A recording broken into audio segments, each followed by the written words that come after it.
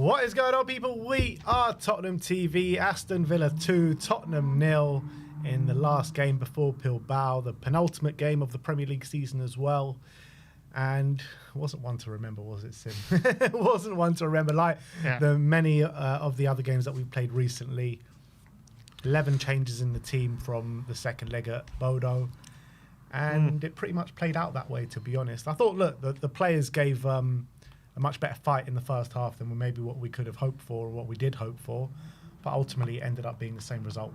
Yeah, and I think we took an opposite approach to what Man United took in their game. They pretty much played their first choice 11. We ended up playing an all-changed 11, our complete B team. Only maybe one of the players that started yesterday is going to be starting on Wednesday in BILBAO in what is a monumental game for us. And I think Ange said before the game, he's going to wrap these players in cotton wool. He's not going to be taking any chances. And he was true to his word with the lineup. I think before the game, when the lineup got announced, I think most people probably breathed a sigh of relief, I would say, looking at that lineup, thinking, all right, no Van der Ven, no Romero, Bentancur Basuma being rested, Solanke Richarlison being rested. I think most people were pretty happy with that he decided to go with that kind of lineup. And obviously, we all knew that if we play that kind of team, what the results like and performance is likely to be.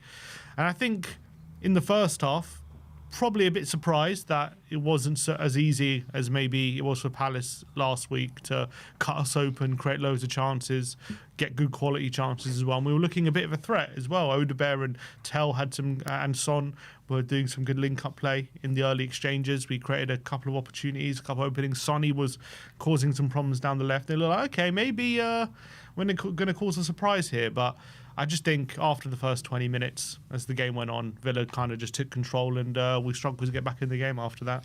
Yeah, I do give Spurs credit for limiting Villa to high-quality chances in that first half, because I thought Danso and Davis were doing a pretty good job at the back, particularly Danso.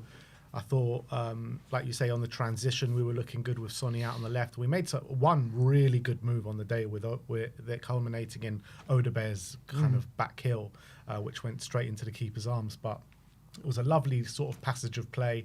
Sonny putting a nice ball out to Odebear with the exchange with Tell, and Tell getting it back to Odebear with the back heel. I mean, that was probably our best passage of play in the game. Probably our only real proper passage of play in the game, to be fair.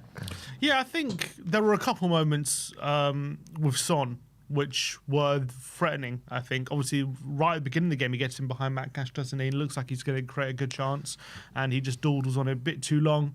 Maybe he didn't have the support that he wanted, but I think probably if he got that chance back, he probably just goes for goal and has an effort and tries to score. Then he had that moment as well where he gets on the left-hand side, just very sharply cuts inside Matt Cash, and without a second thought tries to whip it into that top corner and was an inch away. Then we had that move, as you say, Son and Tell and Odebear all linking up together, which was a really devastating counter. And it culminated, as you say, Odebear getting that back heel. Brilliant ball from Son into Odebear as well to start that counter-attack. And that was a really good move. But unfortunately, Martinez makes a save. I do think that was our last shot on target of the whole game. I think it was, yeah. Maybe our only one. But that was a good move. And then there was another moment near the end of the half where Son starts a counter-attack deep inside his own half and very impressively just burns Kamara for pace down that left-hand side. And Kamara's not known as like a really slow player, but he made him look like one on that occasion. And he did have like a couple players in support, but both of them were making not the best runs, and he kind of played the ball behind both Odebear and Tell at the back post. It wasn't the best ball from Son, but the way he got into that position was quite impressive. But it's not like Villa didn't have any chances. You know, Kinski had to make a brilliant save from Rodgers. Asensio had a couple of half moments. Watkins was threatening with a couple of moments as well. A couple of shots was Kinski easily saved. So I would say Villa was still probably the better side in that first half, but it was probably still a bit more even than we expected. Yeah, look, they dominated the possession. I think the only thing that was impressive outside of those moments that you're talking about is how kind of compact and somewhat resolute, because, you know, you mentioned those chances, but none of them were actually like big chances for Villa. They were kind of limited to maybe one or two big chances in that first half. So with the amount of changes, with the tactics deployed, you know, sitting deep and looking to spring on them, with the players on the pitch, you kind of expected it to go a lot more in the favour of Villa, and I thought we did well in terms of just limiting to them to not that many high class chances. And look, I was pleasantly surprised and quite happy at halftime with what I saw. To be honest, I really was. And when you're looking at getting players in shape for the game on Wednesday, obviously the highlight was on Sonny. And I think from what he showed in the first half, maybe not what he showed in the second half because he didn't really turn up for the second half, but in the first half, there was definitely moments to be excited for in terms of looking forward to Wednesday. You really saw that turn of pace come back. You really saw that kind of directness in his play come back. Yeah, he might have hesitated a few times and took a bit longer to make a decision than what we would have liked. But I thought as the first half wore on, he was getting better in that kind of aspect. So there were question marks about Sonny and his fitness and is he going to start on Wednesday? But after seeing that first half, I think when he's in that kind of mood, you just have to play him, don't you? 100%. And it's interesting looking at the discourse surrounding Son after this game. I, for one, I'm not sitting here saying he had played a worldie, he was brilliant or anything like that. I just thought, that, especially in that first half, there was enough moments to suggest he's going to be in good form going to that game on Sunday, and he's looking a lot fresher. His pace looks like it's returning to him a bit, like he looked quite quick in a lot of those moments. Some of the moments as well, where he was playing a bit more on instinct, not thinking too much, which I think is when Sonny's at his best. Like that moment he had that shot, a couple of crosses as well. I remember one moment, I think Reguilon just lays the ball back and he just takes one touch and whips it in with his left foot, and it led to an interesting moment at the back post, which I think they dealt with. But those kind of things is when Sonny is at his best. And I thought Son was looking quite good in that first half. It did fade in the second half, unfortunately. He was obviously taken off on 75. But I see some people saying he looked quite good, he looked quite fresh, and, definitely based on that, we should be starting him. And then I'm seeing some other people saying, based on what we saw yesterday, he's completely off it and there's no chance he should be starting on Sunday. I saw, I'm going to call him out, I saw Sean say if he starts on Wednesday, then it's a disgrace and it's a complete kind of abandonment of meritocracy if we start Son on Wednesday. Who deserves to start ahead of him on meritocracy 100%. basis? First of all, there's that. But also, was he that bad that if he starts, it's a disgrace? I think you've got to get a grip. It's not even that him being that bad. Who else has been that good that they deserve to start on the left wing? The only other option really is Tell. Mm-hmm. And has Tell even done anything to stake a claim for that spot? I don't think so. I agree. No, especially not ahead of Son. I don't think he's done anything to grab that spot, especially in these last few games. Against Forest, he played quite well, and then obviously against West Ham, he got an assist, but that's pretty much all he did. And then the last two games against Palace and against Villa, very little.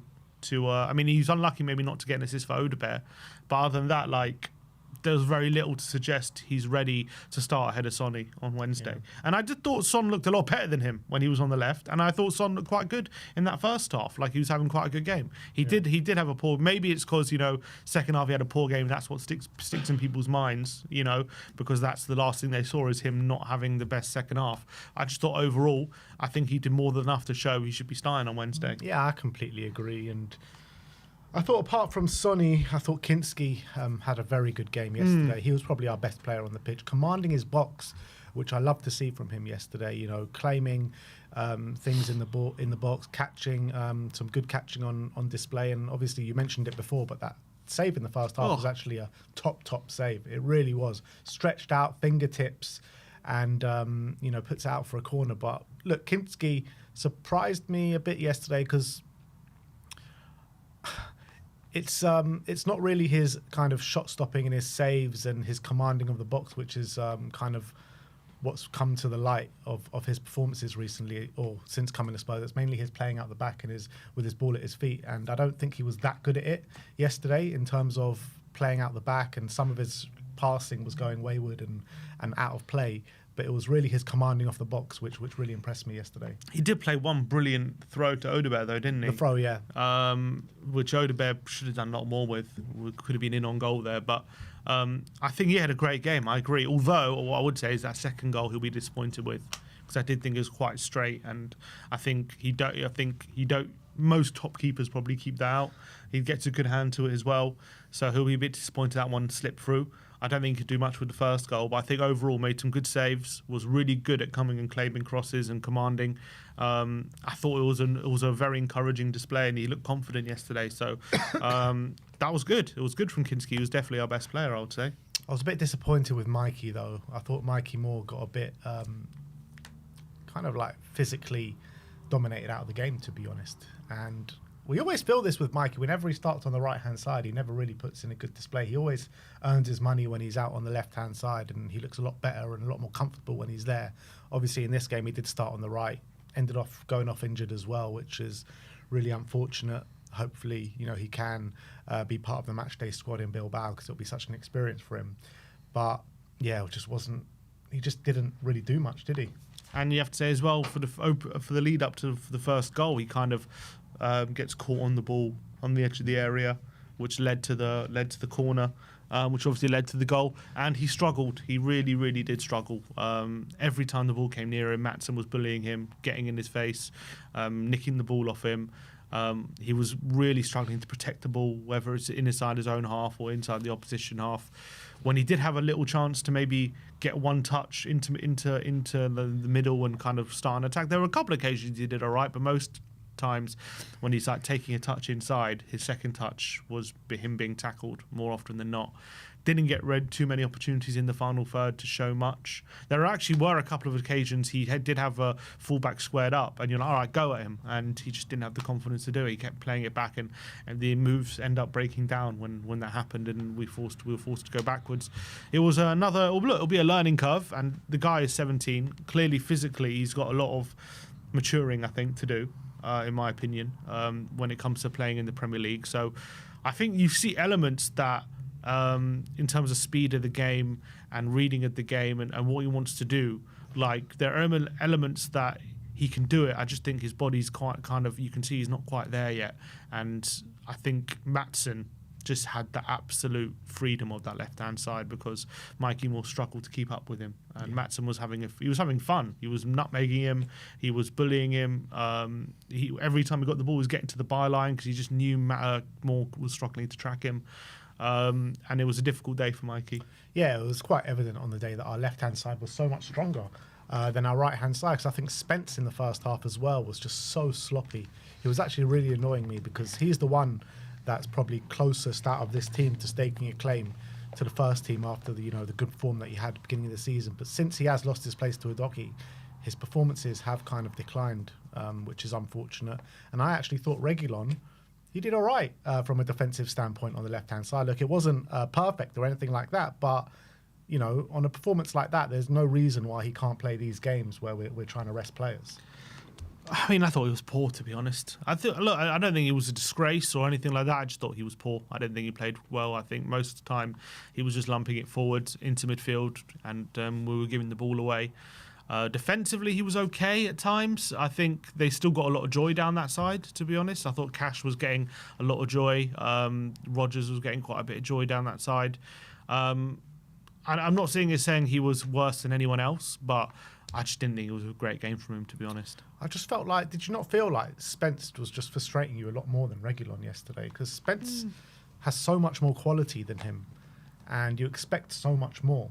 And they put in kind of like similar performances. Yeah, on that basis, yeah, but I don't think Spence was poorer than him, to be honest, in terms of just general baseline performance. I thought they were fairly similar. But yeah, obviously we expect a lot more from Spence, because he's a lot of the season performing quite well, and we now have an expectation of him of how he should perform. And he definitely hasn't reached those expectations over the last few weeks since he's lost his place to Udogie, which I understand he's probably frustrated with. I understand that. Yeah, but you've got to have a bit of professionalism. That's the thing. Doesn't matter. You should keep up your standards, but it's hard not to let that get to you when I understand he's basically waited very long for his chance at Tottenham. Finally gets it, grabs it with both hands, and getting so much praise. Even England shouts from a lot of people. When the England squad was announced before, I think he just scored a goal against Ipswich, and then once the big games come, the ones that really, really matter, we've gone with Udogie. And the most painful thing as well is the decision's kind of been justified because Udogie's played so well, and it's not like you can sit here and say what's Ange doing, like Udogie doesn't deserve it. Like the decision's been vindicated. So Spence is probably sitting here thinking, like, what can I do? Like, I've done so well. I've earned my place in the team. And then kind of through no fault of my own, am I out the team? And now I can't really get back in because the doggy's that first choice. And so I do feel for him. But the only way to kind of combat that is to keep up playing as well as you were, and hope either a doggy, has a dip in form, or you're that good that you give Ange no choice. But unfortunately, that's not what he's doing. No, not at all. Not at all. In terms of the midfielders, Sarr and Archie, I thought both of them did decent enough in the first half. In terms of shielding that back four. They were very deep, weren't they? And being very aggressive. I don't know how many fouls Sarr gave away in that first half, but there were a few that weren't given as well. So, I mean, he was being overly aggressive. I thought Archie Gray was doing decent enough in that first half, but Archie let his performance slip massively in that second half. That's where it came to. But I thought Archie was doing okay in that first half. Yeah, I think in terms of like off the ball screening, just kind of protecting the defence, they're doing a decent job. Where they weren't really doing a good job was on the ball, when we were looking to kind of progress the ball, get on the ball in midfield, kind of get the ball forward. They just weren't able to do it. Onana, Kamara, and McGinn as well was stepping in. They were just so completely dominant in that middle. Anything that went into that middle of the park on the ball, they were gobbling up and recycling possession every time. Gray and Sarr and Odebear were really struggling physically, I felt, on the ball anyway. They weren't able to shield it. They weren't able to kind of get any moves together. It was kind of like we just got the ball, we just lumped it long. Again, similar to how a lot of Premier League games have gone for us recently. Lumped it long, not making the ball stick because we don't have a Solanke or Richarlison up front. And then we kind of try and sit a bit deeper on this occasion anyway. And I do think there was some good stuff in terms of when Villa were getting to the byline, they were getting some joy. Maatsen, as I mentioned, getting some joy, running off more. But Gray was coming over to kind of block the crosses, and we were making good clearances, and they were putting some challenges in, whether it making fouls and things like that. But definitely as well, there were some occasions where Onana and McGinn decided to go on a run, and Gray comes to kind of block it or tackle, and he just can't get near him. And he's either forced to make a foul, or he just like dives in and misses it. And that's kind of just the level. He's not quite there yet when it comes to midfield right now. And to be fair, even at fullback recently, he hasn't looked particularly great. I do still think he looks a bit more comfortable at fullback, but right now. But obviously, we hope his future is in midfield. But right now, when he's coming up against any midfield, really, because you look at even, we talk about Wolves in midfield. He was struggling at Wolves. He was massively struggled at Palace, and Villa again. Massively struggled. Like he can't really keep up with the pace at the moment, it seems. And especially, you watch that highlight reel when he was playing for Leeds at Chelsea, how confident he was on the ball, how he was able to get the ball forward, not scared to dribble with the ball and take people on. Just seeing none of that at the moment, absolutely none of it. True. And that's probably even more concerning than the fact that defensively he seems to just be getting overrun. Yeah, it's just so hard to overly analyse and assess these games, because it's just so clear to see that these games that we're playing right now are just not at the forefront of our minds. And, there isn't the same effort levels in these games that there have been in the Europa League games from everyone involved, from manager to players to fans, everything. The whole club is all geared towards the Europa League run. It was like that before the Frankfurt games. It was like that before the Bodo games. And it's like that now.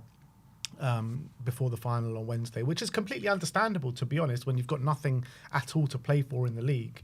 This is what it is at the moment, and as long as we put in a good performance on Wednesday and go and lift that trophy, these games against all the game at West Ham and the game that we played yesterday against Villa, nobody's going to care about these games. It's all about Wednesday.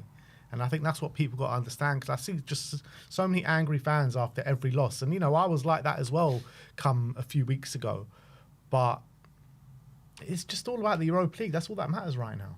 And at the end of the day, at the beginning of the season, the goal, or I think everyone would have wanted us to be getting Champions League football, and we're getting a trophy there.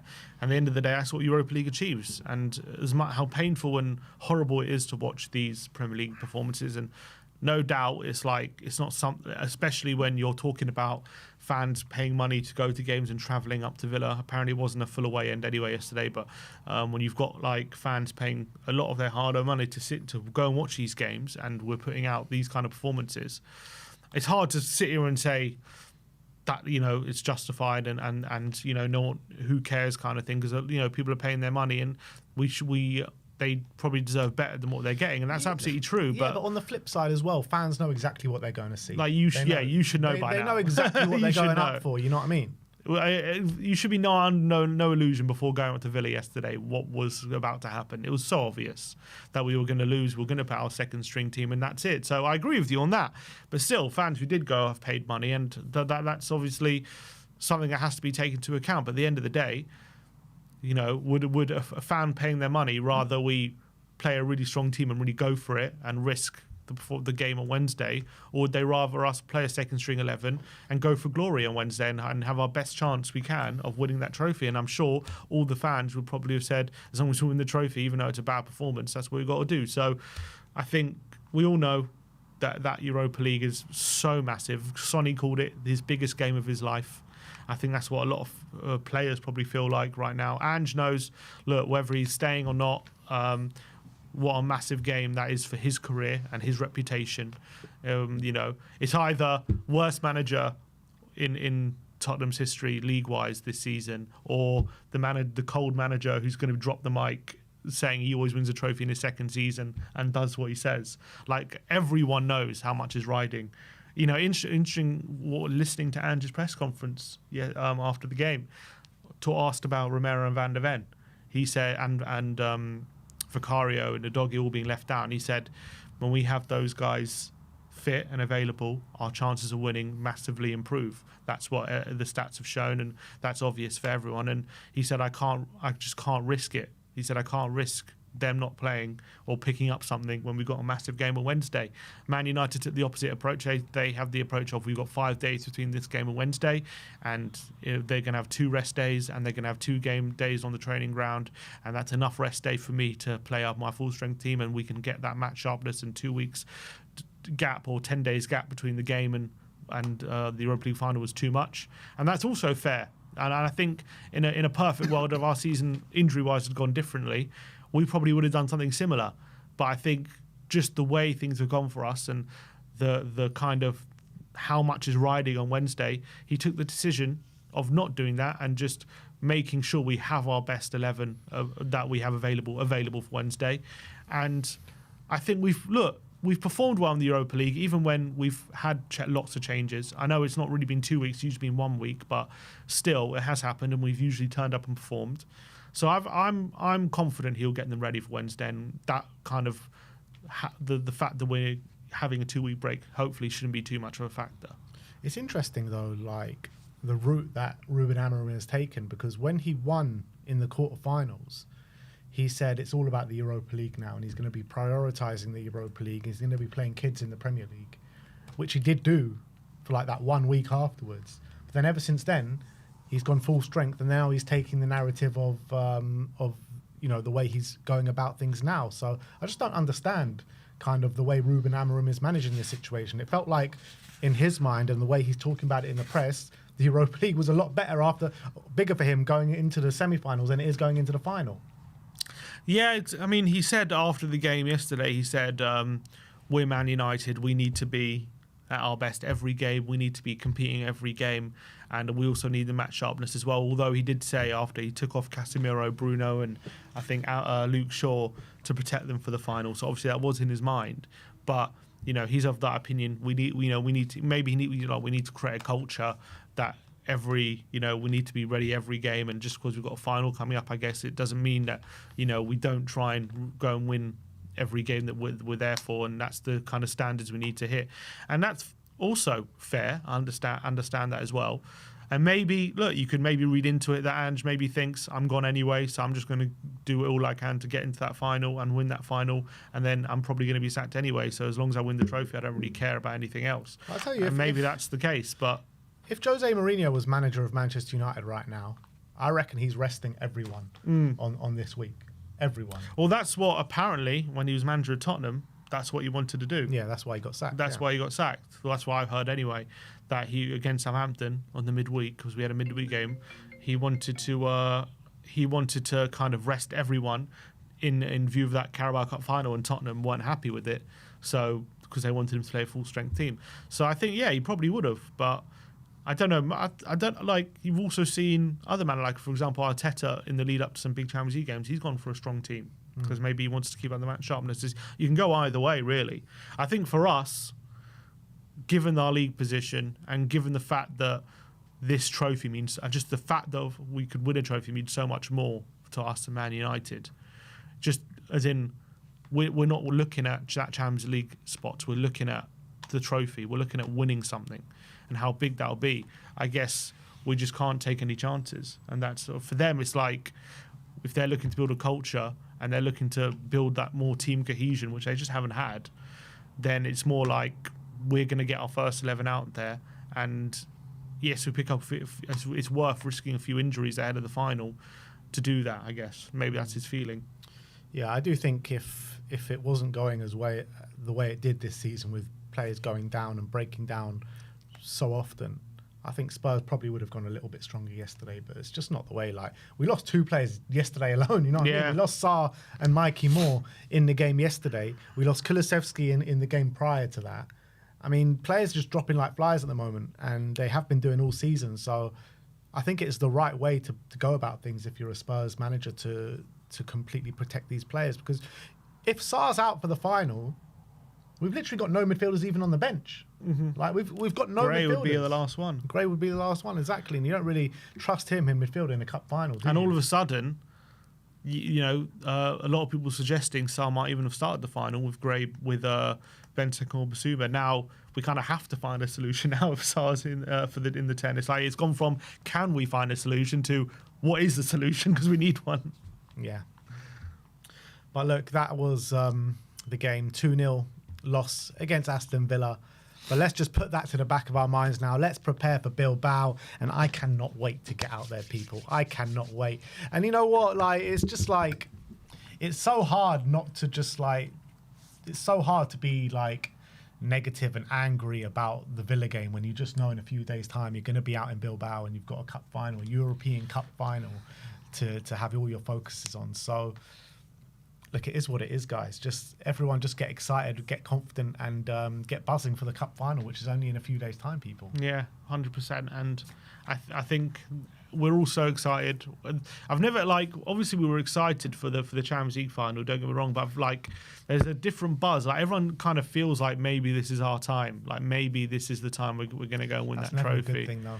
Maybe, but as I said yesterday, there does seem to be something in the air this season when it comes to cup competitions and teams breaking their droughts, and it's the time for a lot of these teams. This could be seen as the season where everyone broke their trophy droughts, except for Arsenal, which would be fantastic. So maybe it is Tottenham's time. I think in 2019 it was a miracle we got there, but it was also kind of a miracle that Liverpool got there as well, and how they got there in the semi-finals, and they were the better team. So I think most people didn't really think we were going to win that game. Well, I don't know. I disagree, because the way we got there, it just kind of felt like, from a Spurs point of view, I know Liverpool got there in their own way, and their semi-final was also, as crazy. Maybe not as crazy as ours, but still very crazy. Nearly as miraculous. They got battered in the first leg to Barcelona. They overturned that in the second leg at Anfield. But we were just focusing on Spurs' journey, right? And we saw how we got through against Man City. We saw how we got through against Ajax.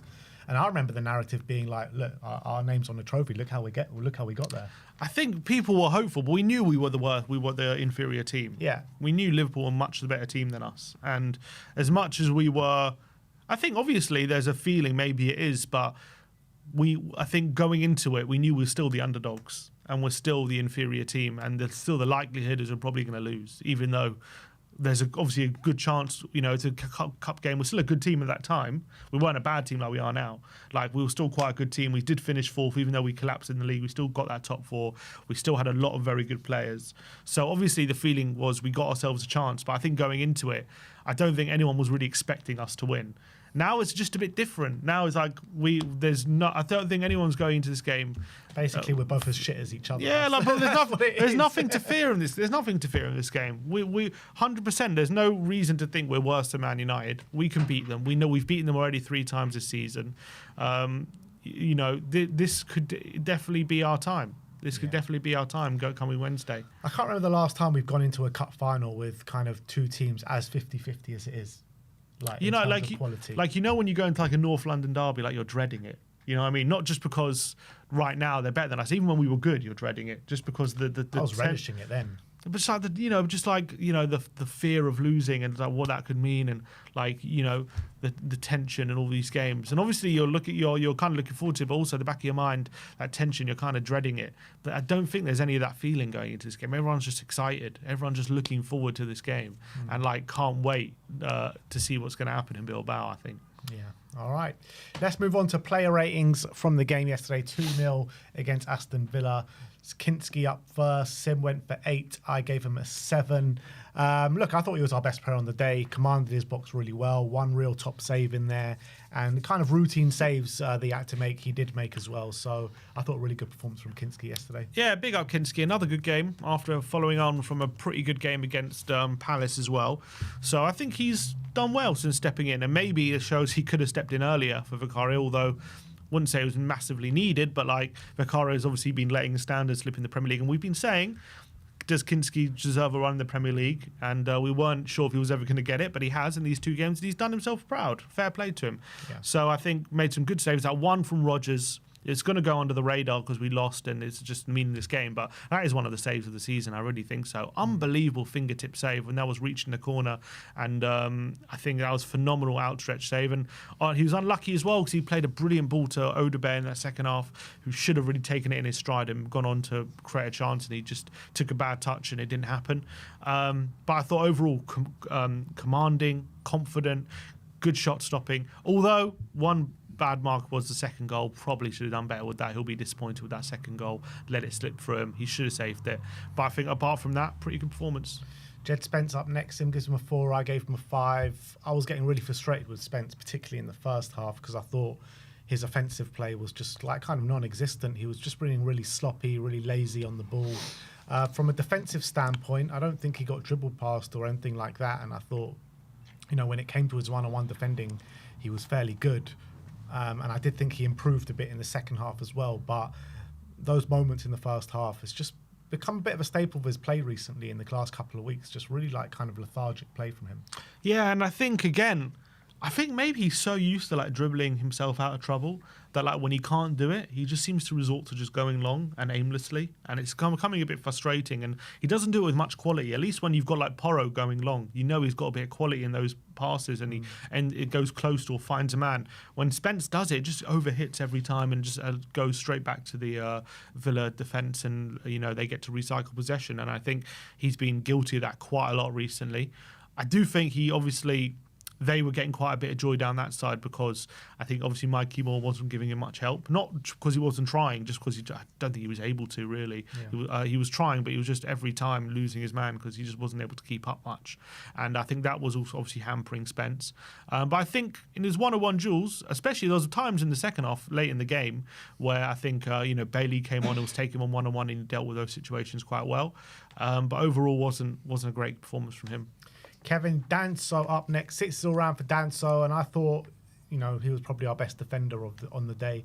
Played very well in terms of, put himself on the line, blocks, challenges, being aggressive, his aggressive nature. His playing out the back was, pretty poor, to be honest. But he did a job what we needed at that time, and I felt like the limited chances, or good chances, should I say, that Villa had in that first half, a lot was down to do with him. I think where he really earned his money was those block shots. He did that a few times where Villa really looked like they were going to get a good chance, and he just came storming out of nowhere and blocked a shot that was probably going to be on goal. Even one as well, I think late in the game, Rodgers had a curler that was looking like it was going to hit the corner, and just Danso heads it just over the bar to give away a corner. So I think there were some good moments. On the ball again, I have to say, a bit frustrating. Again, his weight of pass is just, I don't know what it is, but this guy is an experienced a centre back in his mid-20s, and he still kind of doesn't know how to weight his passes. I think he's got lead boots on. Yeah, he just powers him every time. It's like, you used to play in the guys in the one of these defenders in the playground used to play, and every time they get the ball, they just smack it. Like, they don't know how to just calmly pass the ball. Like, every time he's passing out wide or into feet, it's just putting so much power on it. And I think it's all right over long distances, but he's doing it over short distances, and it's putting the players he's giving in trouble, or he just overhits it and it goes out of play. So he's got to work on that. I think if he does, he can be a good player on the ball because he's confident. He's happy to receive the ball in high at the pitch, and he's happy. He looks confident when he's on the ball. But he just does his thing where he looks confident, and then when it's time to release it, it just goes able. So he's got to work on that. But defensively, really good. And I think Watkins had moments, but I think mostly when he was on Davis, in my opinion, rather than Danso. So I thought he actually did quite well on defensively. Davis up next. Sim gives him a 4. I gave him a 6. I didn't have too many problems with Davis yesterday, to be honest. I thought first half he as well was putting his body on the line. There was a last-ditch challenge in there from him that looked a certain goal. And he also his playing out the back was actually better than Danso. There was that one really nice ball to Sonny that set him away on the left-hand side. So look, he did struggle at times, like the whole team. For sure, but look, I thought he did okay.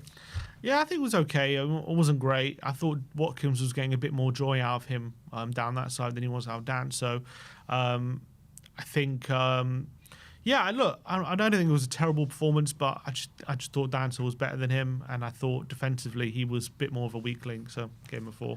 Reguilon up next, his first appearance since January. Sim gives him a 4. I gave him a 5. I thought in the beginning stages of the game, he was actually doing really well from a defensive standpoint out on the left-hand side.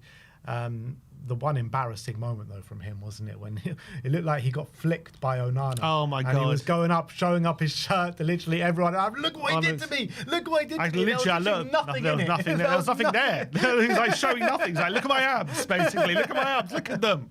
He's like showing off. What are you doing, Reggie? But he went on for like 5 minutes, going to the VAR. I was like, look. And like, you look at the replay, I was like, what are we looking at? It was ridiculous. I know. Like, look, he didn't impact the game at all from an offensive standpoint, but I thought he did okay from a defensive standpoint. Yeah, I think Matt Cash was giving him a lot of trouble, and Rodgers as well. I think it wasn't a great performance, in my opinion. Defensively, maybe a bit better than offensively. I think on the ball was really poor, to be honest, putting the ball out of play, just aimlessly playing the ball long. Wasn't able to really link up with Sonny or any of the players inside. Looked a player out of practice maybe, and he definitely is that when it comes to playing with the team. I think defensively was a bit better, but still nothing particularly impressive, so gave him a 4. Pape Sarr up next. 5s all round for Pape. I thought in the first half, he was screening the back four pretty well, being very aggressive up against that Aston Villa midfield. It was like foul after foul after foul, it seemed like. I think officially it was only 2 fouls, but there was definitely more in there that weren't given. There was like 2 in one go, where only one of them obviously were given. But he wasn't able to progress the ball up the pitch at all, to be honest, but Villa had 71% possession, and I think Sarr in the first half did okay, and then second half he went off fairly early and got injured, but he didn't really come out with the same tenacity in the second half. Yeah, I think him and Gray in a double pivot was probably helping each other not get completely overrun off the ball. I still think there were moments where he was struggling, and obviously he had to pull down Asensio, and actually Asensio was having a great time in that middle in that first half, especially. Couldn't get the ball off him. And Sarr, I think, had to foul him twice, as you say, to bring him down.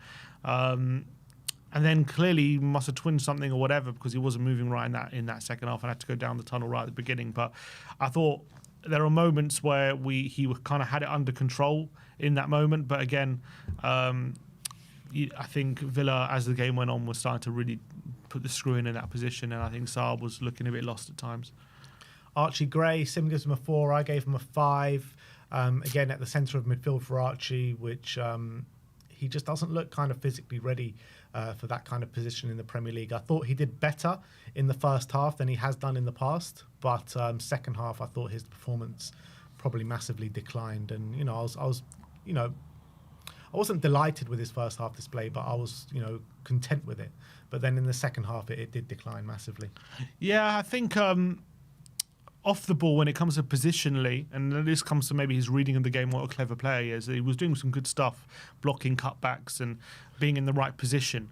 But I just think physically, like he just wasn't kind of up against, one of the most physical midfielders in the league, Onana, and you got Kamara as well, who's very physical, and you got McGinn down that side, who's extremely physical. Anytime he's asked to make a tackle or shield the ball or do anything that required a bit of strength, he was struggling badly, and they bullied him a bit. But I think when it came to him being in the right place, just positionally tracking his runners and blocking cutbacks and covering that kind of space, he was doing some good stuff. But he got bypassed too often. He was not able to even make fouls a lot of the time, or forced to make fouls some other times. On the ball as well, we're just not seeing that confident Gray we saw at Leeds or at times this season. At the start, he's those kind of trademark bursts into midfield or runs into space have completely abandoned him. Moved to fullback, looked a bit more comfortable, but still, again, wasn't quite good, to be honest.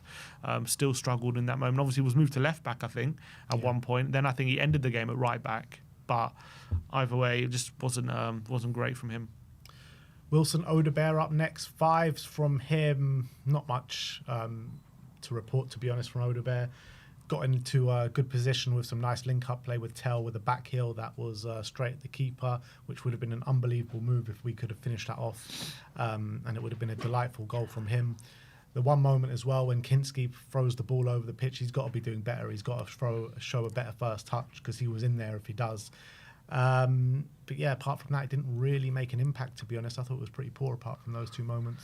Well, yeah, apart from that one moment. I think there was large portions of the game he was completely anonymous, and we couldn't get the ball to him, whether it would be Onana screening him and just not allowing him any space or whatever. But for large portions of the game, he was out the game. But he did find a couple of moments, as you say, that I think the counter-attack in that first half, I think great ball by Son, but underrated what a brilliant touch it is from Odebear to kind of take it away from the defender, create a bit of space, get out wide to Tell, to make a good run. And I actually thought the finish was quite good in terms of the power he was able to get on that back heel, which is unfortunate. It was just too close to Martinez. He was able to make the save. He did have another good moment in the second half where the ball gets played into feet. He kind of rolls McGinn, which was quite impressive, gets onto the edge of the area, plays a good ball out wide to Tell, but Tell kind of wastes it on that left-hand side.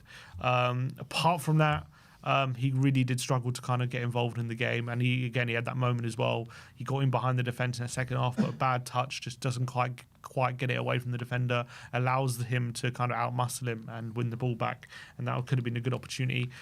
So a couple of bright moments, but largely anonymous. Mikey Moore got his big start. Sim gives him a 3. I gave him a 4. Just little, next to no impact, to be honest. I gave him a pity point just because he's 17, to be honest, and I love him, but he just couldn't make any impact in the game from an offensive standpoint.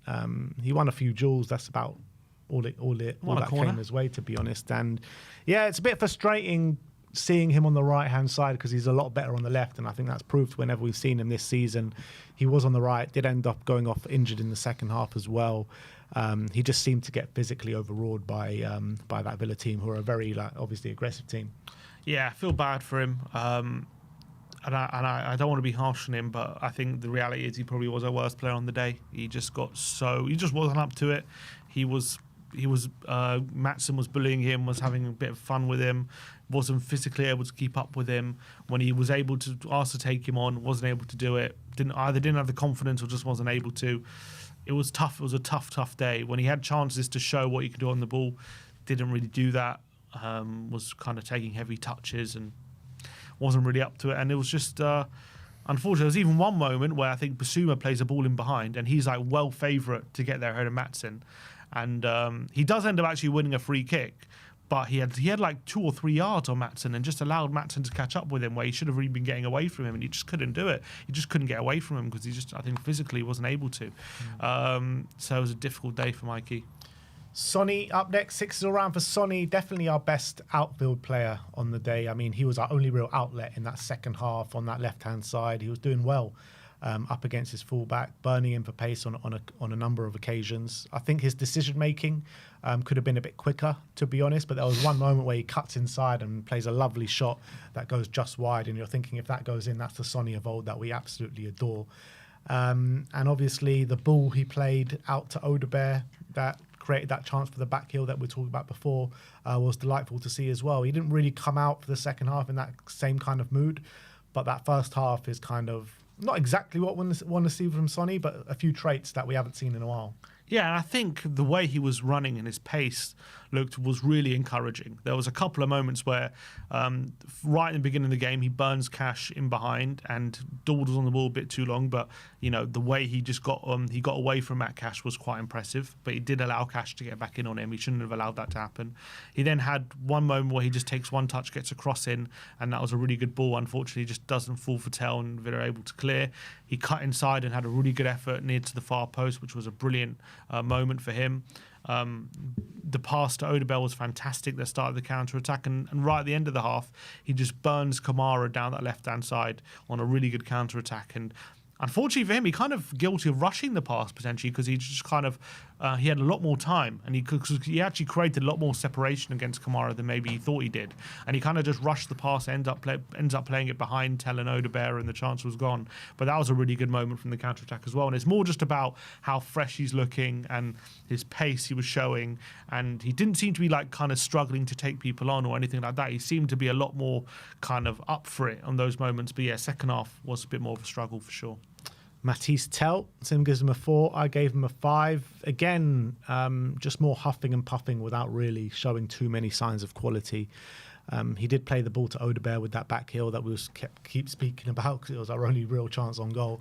But apart from that, I mean, I was getting really frustrated with him in the first half, because he just kept constantly making foul after foul after foul after foul. I'm not sure how many it was in the first half, but I think it was like 3 or 4 just in the first half alone. And he got booked, and he was kind of pulling out of every challenge after that, because he knew he was going to be close to be sent off. And yeah, I just feel like he does show a few flashes of the quality that he has, but every time he does that, he's got nothing at the end of it. Yeah, he's obviously playing up front for a lot of the game, and I think Konsa just had him in his pocket, to be honest. And I think that booking came from a bit of frustration from him, that Konsa basically, every time Tell wanted the ball to feet, Konsa's just bullying him and winning the ball back, and he didn't really have an answer to it. Obviously, he had one moment where, when you talk about that back heel, he did pull away from Konsa at that moment, created a bit of space, and played a good ball into Odebear, and that was quite good. That was a good bit of decision-making, execution. But apart from that, I think when he was up front, I think Konsa and Pau Torres just pretty much was meat and drink for them, easy. Then once he goes over to the left, he's taking on Matt Cash on the right-hand side, and he kind of struggled to take him on a lot of occasions. A lot of the time, it did feel like he was like 2 versus 1. And then there was a few good moments where he like cut inside, played some nice passes in field, and trying to create a few interchanges, but no one seemed to be on his wavelength. But when he was asked to kind of take people on and create a moment by himself with some dribbling, found wanting, I felt, and disappointing. Bissouma, he came on just after half-time for Sarr, who went off injured. Sim gives him a 5, I gave him a 4. I felt he could have done better for both goals that we conceded, to be honest, and particularly the Kamara one. The Kamara one, so he's standing off Kamara a little bit, and Kamara gets the ball on the edge of the box, and it looks like he's about to dart forward towards him. But then he notices the guy running in behind him, and he kind of just leaves Kamara and starts focusing on the guy behind him. And I'm like thinking, surely you got to like just cut out the danger first before looking at the man behind you. But he got caught in 2 minds, Bissouma, and he ended up going with the man behind him. But yeah, I just thought he got overrun a little bit as well. Yeah, I thought he was a bit better than Sarr and Gray, to be honest. I thought there was some okay stuff and some decent passes, but it's difficult to say he was fantastic. But I think in midfield, I think he was individually quite good. I don't think we improved or anything when he was on, but I think him individually was okay. He was competing decently, much better than Sarr and Gray were. Played a lovely ball over the top to Mikey Moore as well, who should have got on the end of a really nice long ball. But yeah, I think both goals for sure. He won't be happy with them. And Ange Postecoglou, 5s all round for Big Ange. And yeah, look, he didn't pick a team to win the game. He picked a team to win the game on Wednesday. That's the reality. And didn't pick a team to win the game. He picked a team to win the trophy. Yeah, exactly. Mm-hmm. So look, what can you really say about Ange? He's made 11 changes for this game. So obviously this game wasn't at the forefront of his mind.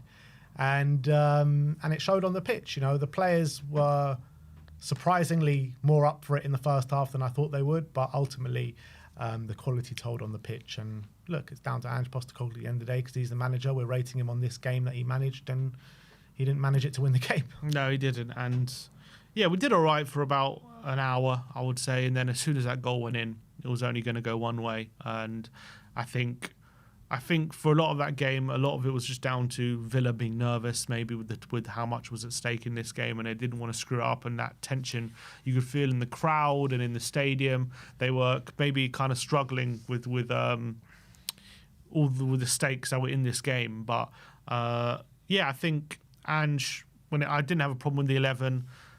Didn't have a massive problem with the performance for large parts until obviously we did start losing. Then as soon as we conceded a goal, the confidence dropped, everything dropped, and he couldn't really turn it around. Apart from the most annoying thing though was I thought when Slanky came on, we showed a bit more ability to keep the ball in the final third and get up there, but he literally was on the touchline and we conceded a goal, which I don't know how many times that's happened this season, something similar to that. Like we concede just before or just after a sub or just something like that where he's just about to influence the game and then something changes like within that parameter. It's happened so many times. I feel like that always has happened to us though. Like, I remember it happened to us consistently under Jose Mourinho. Yeah, just something would happen. And so, bit annoying. If it was a 1-0 when Solanke comes on, maybe he could have done something, but it was at 2-0. Solanke didn't really show much when he came on. I thought Solanke was decent when he came on. So? He showed some stuff, I thought. Yeah, he did. I thought he was barely in the game, to be honest. I thought he showed some good hold-up play, and we were much more able to get the ball up the pitch when he was there, to be honest. Did we get the ball up the pitch when he was on? Yeah, a bit more than we were, in my opinion. But anyway, by the by, is what it is. We got the game on Wednesday, and that's all that matters, so not going to mark him too harshly. All right, so that is our player ratings. Let's go on to see how the internet did react to the game yesterday. And first up, FPL Focals saying James Maddison brought Watkins. He started Tarkowski, so that means Watkins would have auto-subbed in. I don't really like that from James Maddison. Very sneaky. I don't really like that. Sneaky. This is a vice-captain of our club, and he's bringing in Ollie Watkins just before he plays Spurs. I mean... But do you think he's put Watkins on the bench but he's got him as first sub as plausible deniability with Tarkowski being out? Snake. So he's like kind of hiding it. Very but he's snaky there. But apparently he's brought Watkins in. So who did he captain? He captained. So at least he didn't captain him.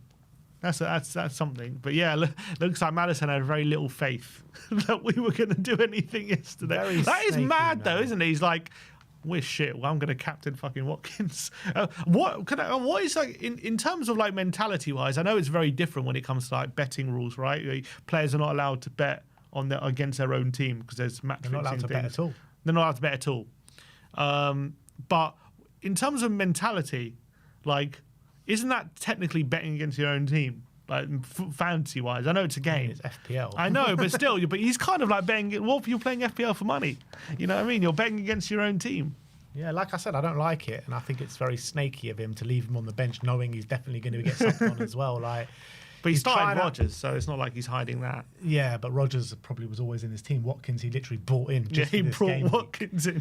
It's quite unbelievable. I don't really like that at all. Not at all. But that's a man who knew what the lineup we were going to put out as well. And like, this is your vice captain as well. Like, surely your vice captain, no matter what, like, surely you can find someone else that's not playing against Spurs that's going to get points. And Watkins only got 1 assist as well, so joke's on him. Mudded, exactly. Didn't even get the points he needed. So all this for nothing. But yeah, Maddison. Yeah, not sure about betting against your own team like that.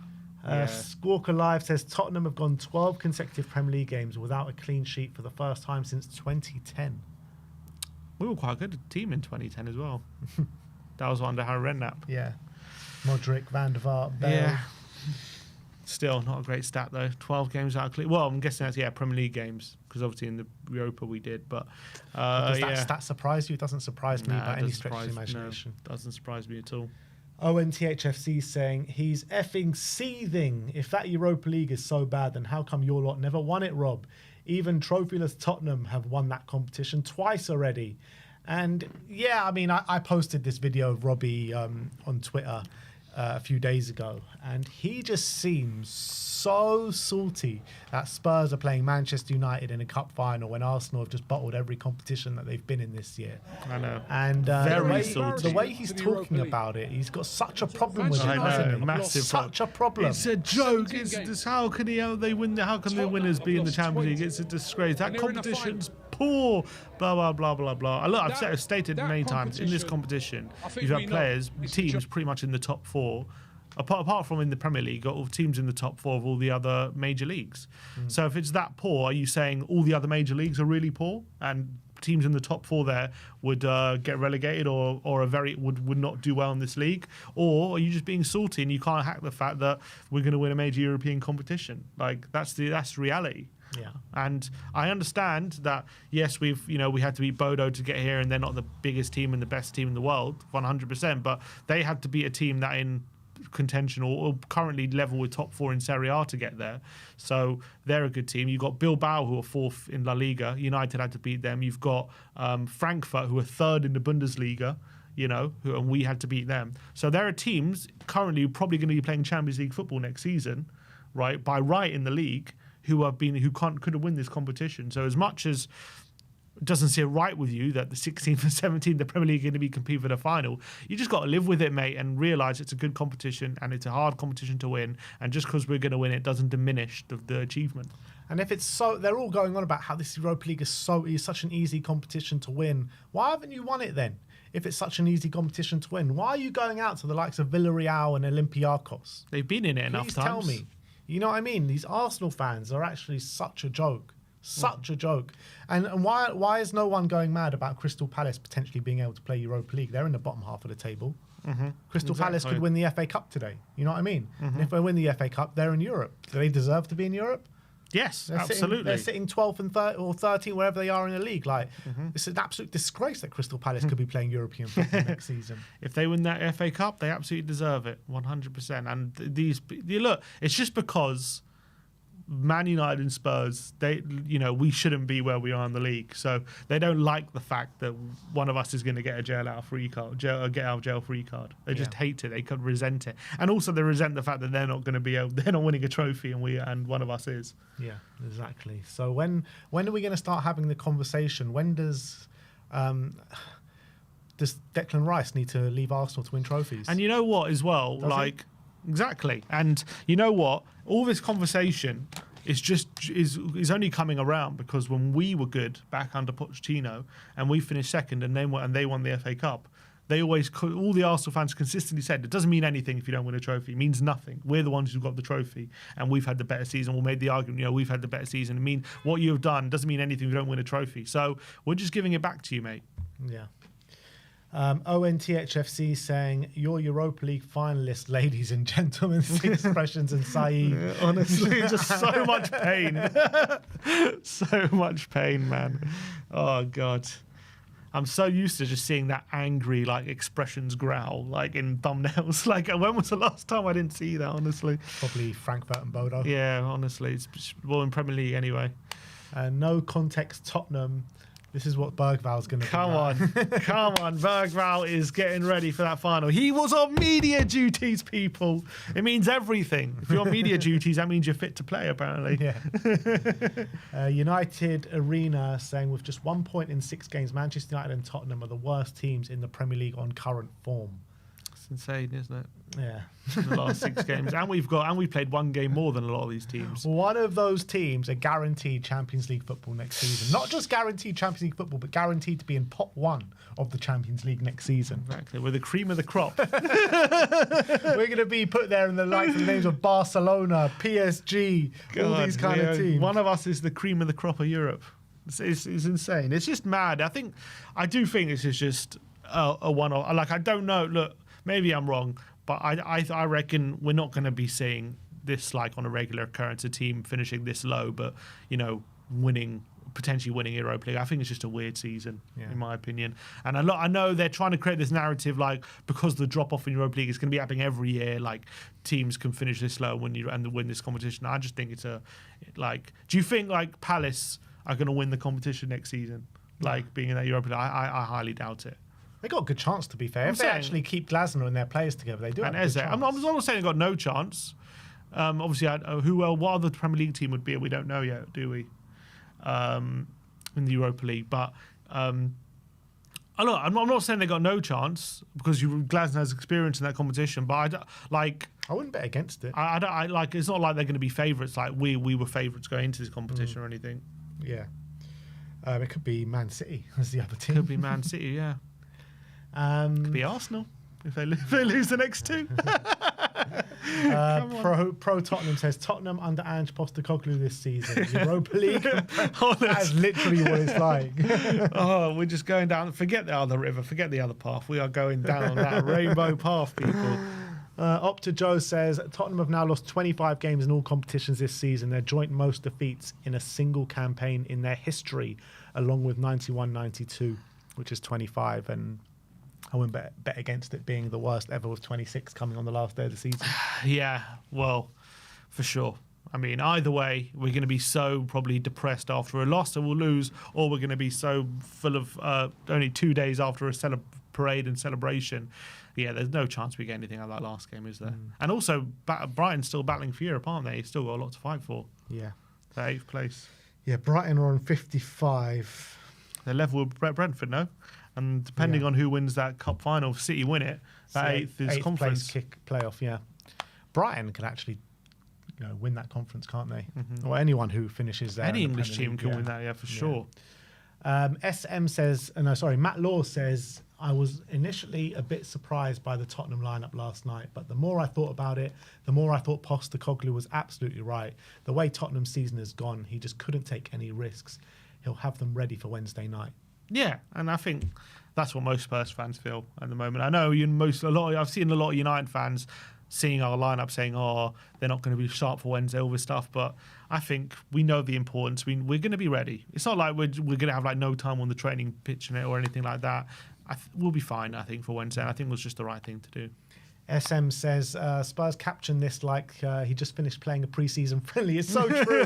Literally, we've just lost a Premier League game. It's like, valuable minutes for Sonny. Yeah, that's the official account. It's not like a fan account who doesn't get this. The official account is like we've just lost 2-0 in a Premier League game. They're like, but he got some valuable minutes. He got some valuable minutes. It's like they're a fan. It's like they're acknowledging that. They're doing the strong arm emoji. You know what I mean? We just lost in a pivotal performance, and they're doing a strong arm emoji. Get in, Sonny, for getting some minutes in. That's what's important, which is true. But the official account shouldn't be acknowledging. It's very embarrassing. They're basically admitting this is like a pre-season game. It's nuts, isn't it? Oh God. Nico, it's so funny. Nico says, "Kill 2 birds with 1 stone." What's this all about? I don't know. I thought you liked it. Oh, this is. I tweeted out this me with the Europa League trophy. We went to that event years ago, saying manifesting, and Nico says Ben manifesting a new hairline, and I said Europa League is better than the hairline, and he says, well, kill 2 birds with 1 stone then. Come on, love that.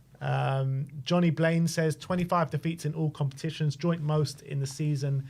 In a season in our history, 21 league defeats, most in a 38 match in our history as well. Yeah, it's terrible. Bardi says, can't wait until Wednesday 11 p.m. when we can either say thank you, now fuck off, or simply fuck off and be done with this bullshit. That's kind of what a lot of fans feel at the moment. So funny. Big up to Lee McQueen. Block 325. Let us know in the comment section below what blocks are you in for the Europa League final. What block are we in? 3-2-3, is it? Is it 3? No, we're 119. We're 119, sorry. 119. But Dad is 3-2 something. Yeah. Where's my 119 crew? Who's in 119? Anyone in 119 in the comments? Let me know. And the next one's just a few comments saying manifesting Ben's hair back, manifesting a new hairline. God. That's it. Yeah, that's it. So that is how the internet did react to the game. And let's finish off on a Tottenham update, people. Let me just get it ready for you guys. All right, Tottenham update. Last 24 to 48 hours of Tottenham news. And first up is the Tottenham End of Season Awards, as Lucas Bergvall has scooped pretty much all the honours. There were 4 that were given out. So Lucas Bergvall has won Official Supporters Club Player of the Season, 1 Hotspur Player of the Season, and 1 Hotspur Junior Player of the Season. So Bergvall scooping 3 awards. And how many Premier League starts is that for him, considering he's won Player of the Season? I don't know about starts, but I think he's made 27 appearances. That's mad. That must be the least for any Player of the Year for Tottenham ever, you've got to say. Yeah. Which probably in this kind of season is like the least you played, the better, probably. So Reguilon should be our Player of the Season. Yeah, maybe Reguilon. Obviously, he didn't start his first Premier League game till, December against Southampton. Yeah. So, but to be fair to him, he's been brilliant. He has been brilliant. I think, look, credit to him, 18-year-old coming into a new league from, the Swedish league, having to adapt. And I think no one can really argue since December he has been our best player. But obviously, August to December is quite a big chunk of the season to just ignore. Yeah. But look, based on that, it's hard to argue that he was definitely in the running. For sure. And I think we were saying even before we asked the question, didn't we, a few weeks ago, and a lot of people were saying Bergvall. So do you think, though, the fact is with Bergvall winning it, it's been since he's broken into the team, he's probably had the most consistent run out of everyone in the squad? Probably, in terms of just performances where he's barely had a bad performance. Because the other guys with the shouting, I don't even think Kulusevski should be in the running. I think it's between probably Bergvall and Maddison for our Player of the Season. Bergvall, Maddison. I think obviously Decky up until December. I think up until his injury, I think there was only one person. It was him that was going to win it. Yeah, but even by the time he got injured, he was performing badly for at least a month. Yeah, but I think up So he until got injured December, right? No, he got injured. I think January or February. Right. I think he had 3 top months at the beginning: August, September, October, and then his performances started to decline.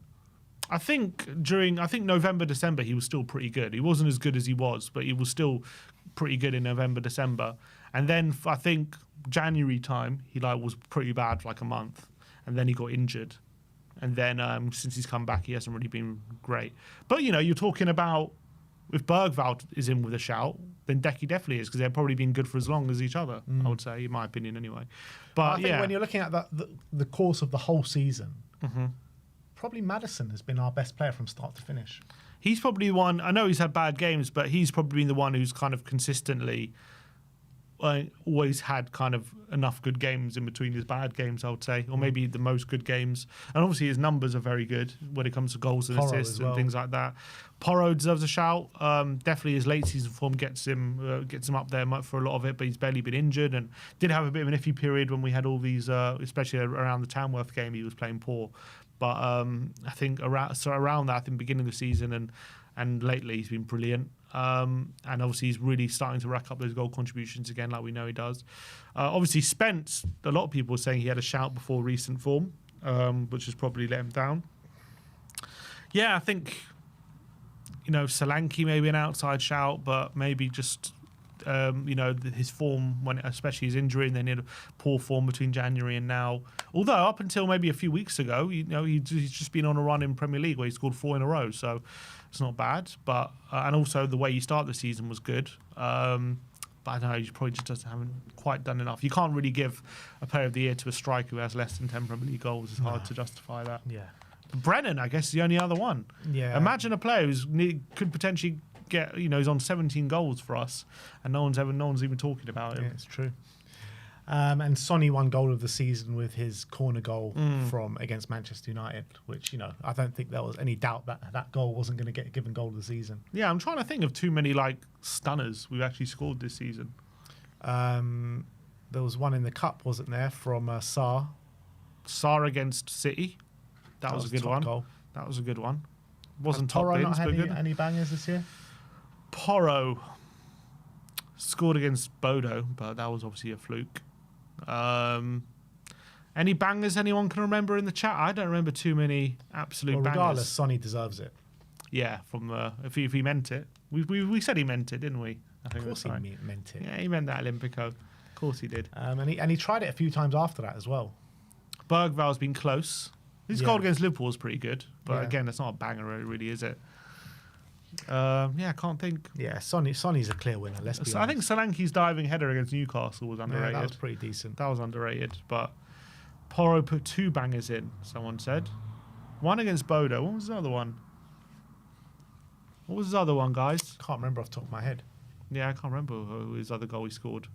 But anyway, in terms of pre-season, Spurs have announced that Spurs are going to Munich to play Bayern once again, this time in the Telecom Cup, 7th of August, 6:30 p.m. in the Allianz Arena.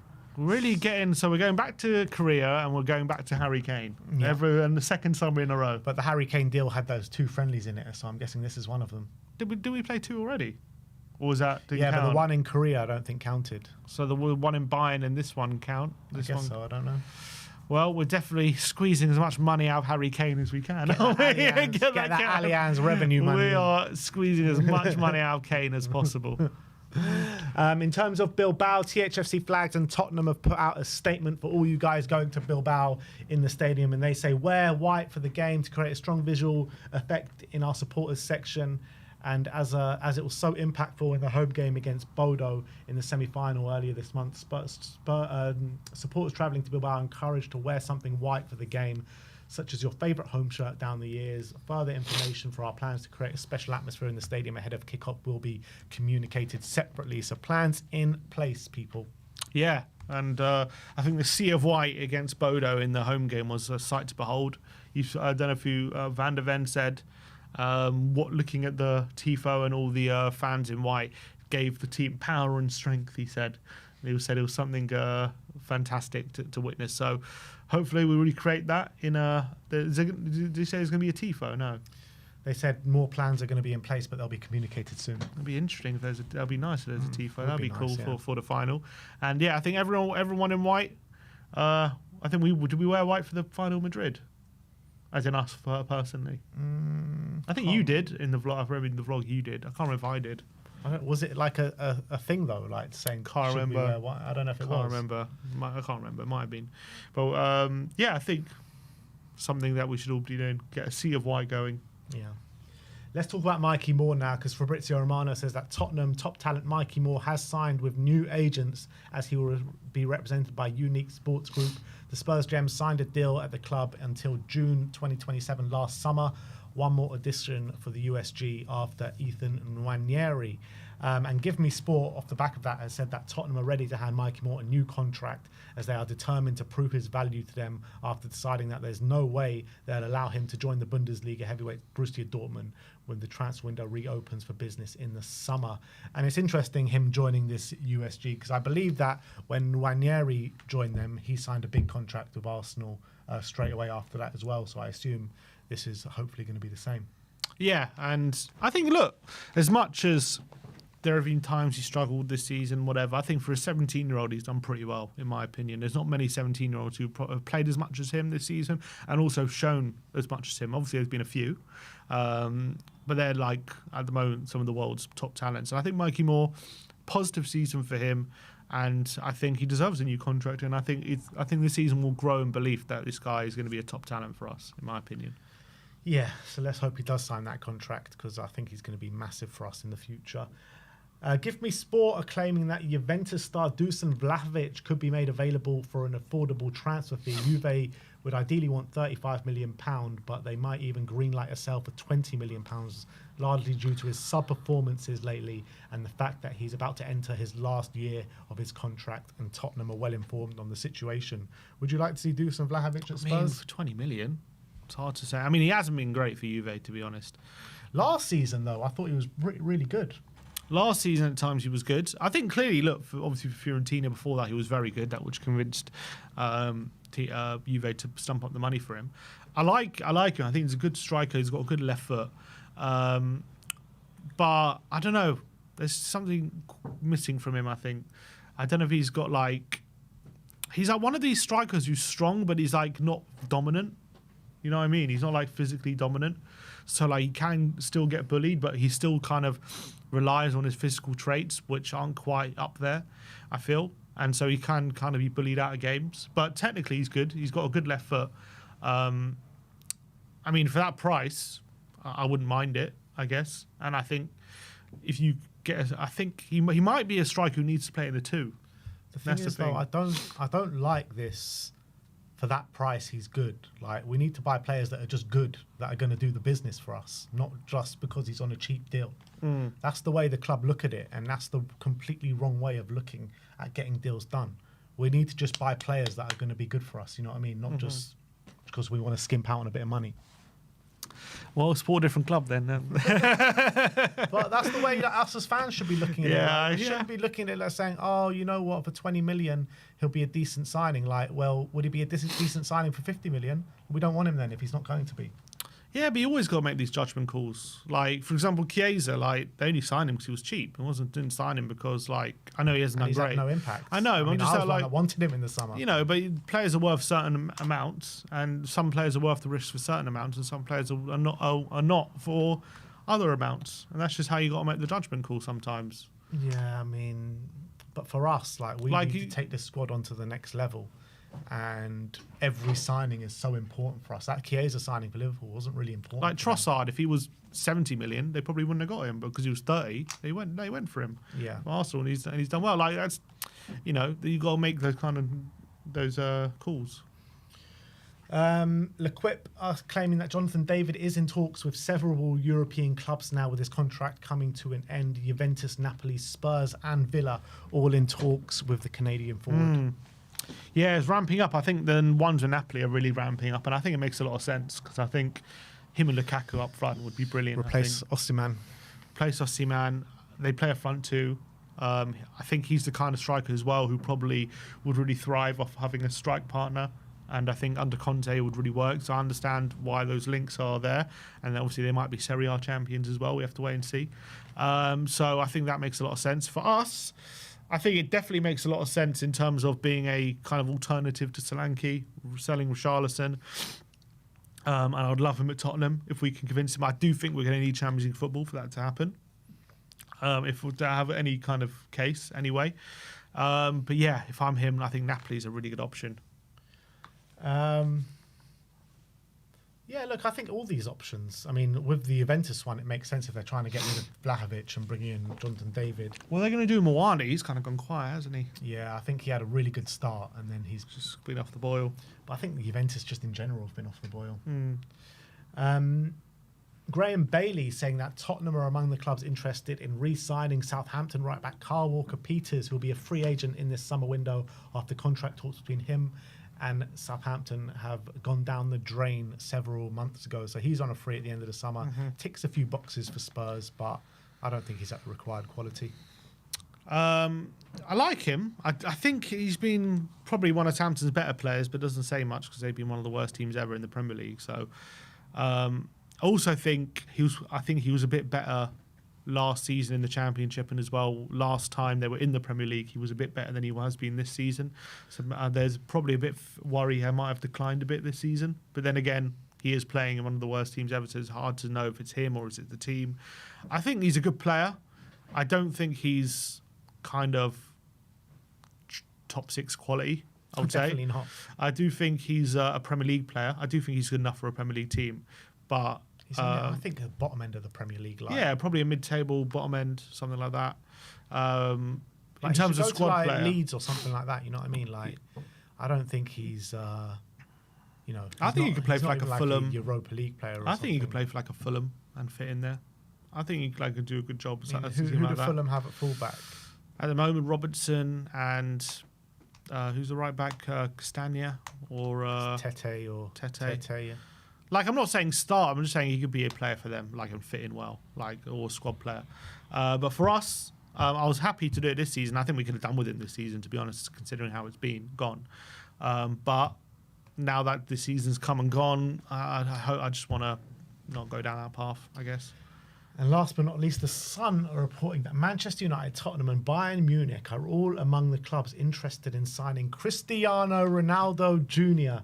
Come on. After he made his debut for the Portugal under-15s. We are getting Ronaldo, people. Snap it up, mate. Snap him up. Ronaldo. Snap him up. If he's even, there is no chance his dad lets him join Tottenham. If he's even a tenth of what his dad is, it's worth getting him in, mate. Apparently he's smashing it out for his kind of level in terms of youth level. I always knew Ronaldo was better than Messi. I always knew it. I always said it. No, I'm joking. Definitely Messi over Ronaldo. I can't even joke about that. Can't we get Messi's son? Yeah, let's get Messi's son. Yeah, so he's a few sons, isn't he? Let's get all the sons of all the world stars and just create an unbelievable 11. Buffon's son in goal. Let's get Ramos' son in the defence. Ronaldo, Messi's son up front. Let's just do it. We're getting all the youngsters anyway. We might as well just go down this path. How old is he? Get a super team. Ronaldo Jr. He's playing for under 50. He's playing under 15 football at the moment. I mean, we're not 15. signing. We're signing 16-year-olds with like at the moment. Imagine so Ronaldo Jr. scores a hat trick and hits the sea. That's just gonna hit like crack. Come on, bring him in, people. Bring him in. Cristiano Jr. But that is all we have time for you today, guys. We'll be back tomorrow for an extra early previews to the Europa League final, seeing as we are flying out next week. So we thought we'd bring it to you all tomorrow, people. So it's time to get excited. It's time to look ahead to the Europa League final next week. The week has come, people. The week has come, and it's time to get buzzing for it. But thank you, everyone, for joining us today. Like, subscribe, and comment. And as always, come on, you Spurs.